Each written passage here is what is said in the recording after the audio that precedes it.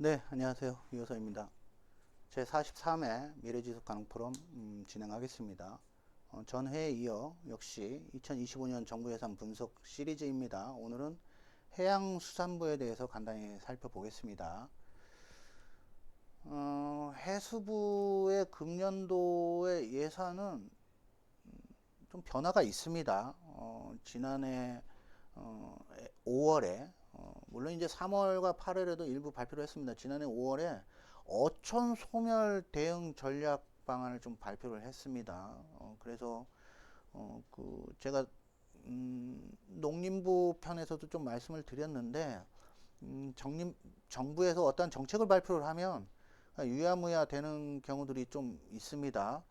그런데 지난해 이제 정부 예산안 9월 2일 날 제출돼 있는 정부 예산안을 보면서 저는 사실 깜짝 놀랐습니다. 정부에서 어떤 정책을 발표하고 나서 이렇게 충실하게 예산을 반영했을까라는 생각이 들 정도로 이 농림부의 농촌 소멸 대응 전략과 관련된 예산, 그리고 이 해수부의 어촌 소멸 대응과 관련되어 있는 예산이 이렇게 충실하게 반영이 돼 있는 될 수 있을까?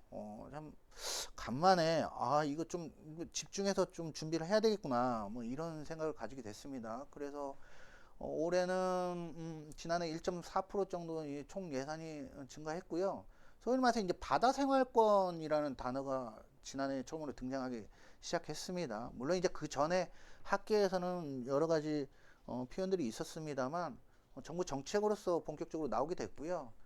이제 뭐 어촌유지 300과 관련되어 있는 이제 연이어지는 사업들, 그러니까 어촌 신활력 증진 사업, 그리고 이제 농촌과 더불어서 어촌도 이제 소멸 위기가 심각해짐에 따라서 이제 청년들을 어떻게 좀 안착하게 할 것인가와 관련되어 있는 이런 사업들, 그리고 이제 해양 관광이죠. 해양 관광과 관련되어 있는 해양 레저 관광 도시 조성에 대한 부분들, 이러한 것들이 우리 지방자치단체에서 공모 사업이나 또는 이제 도 지원 사업 또는 이제 전환 사업, 지방 이양 사업들로 계속해서 추진이 될 주요한 사업들이 이 분야에 이 프로그램에 속해 있는 내용들입니다.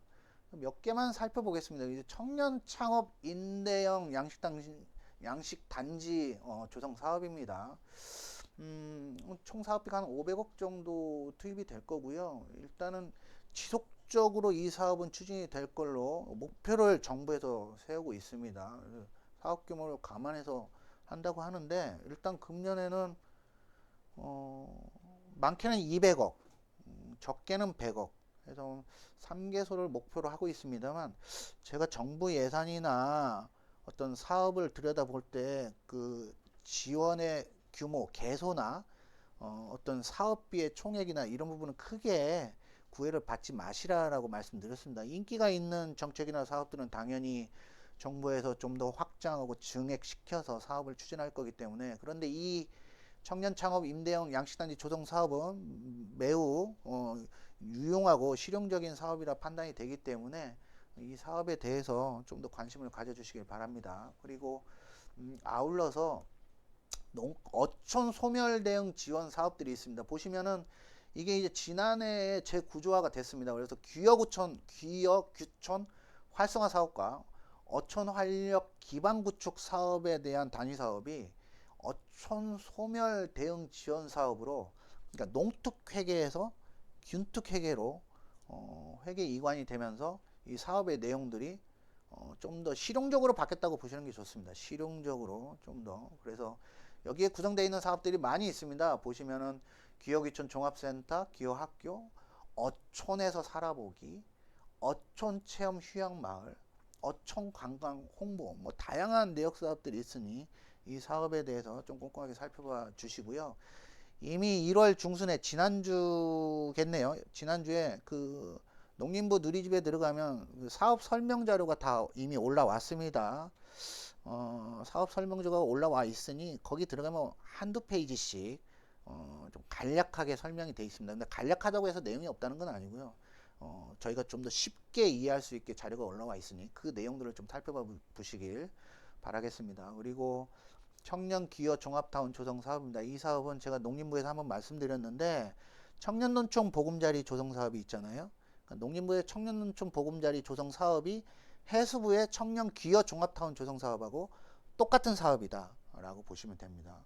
그렇다고 해서 삼면을 바다로 하고 있는 지방자치단체에서 농림부의 청년 농촌 보금자리 조성 사업에 지원할 수 없다가 아닙니다. 그러니 삼면을 바다로 하고 있는 지자체에서는 농림부 사업과 함께 이 청년 기여 종합타운 조성 사업에 같이 검토를 하심이 도움이 될 것 같습니다.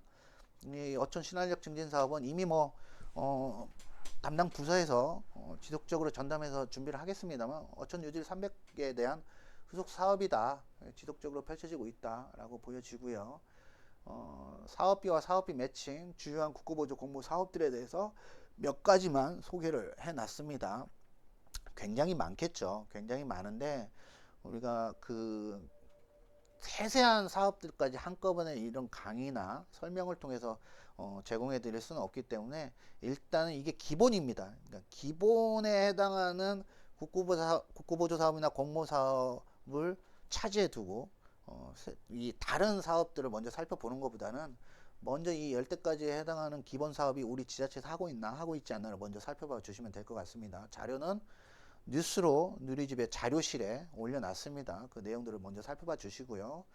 아울러서 설 연휴 지나고 우리 지인 공무원 분들께서는 2월 6일 7일에 서울 영등포구에서 저희가 매년 이 시점에는 정기적으로 합니다. 비정기적으로도 요청이 있으면 저희가 수시로 하고 있습니다만 정기적으로 이루어지는 연초 대표적인 공개 교육인이 오셔가지고 이 각 부처별로 세세한 공모 사업들 그리고 공모 사업에 대한 어떤 준비 과정들 그리고 예산 확보를 위한 국회라든지 도라든지 어떠한 프로세스를 밟아야 가야 되는지 그리고 생활인구나 인구 감소 지역에 대한 관련되어 있는 지방소멸 대응 기금 연계 사업 확보 방안들 이런 것들을 좀 꼼꼼히 살펴보도록 하겠습니다. 그럼 다음 시간에는 중기부 사업을 가지고 여러분께 유튜브에서 만나 뵙도록 하겠습니다. 이상입니다. 감사합니다.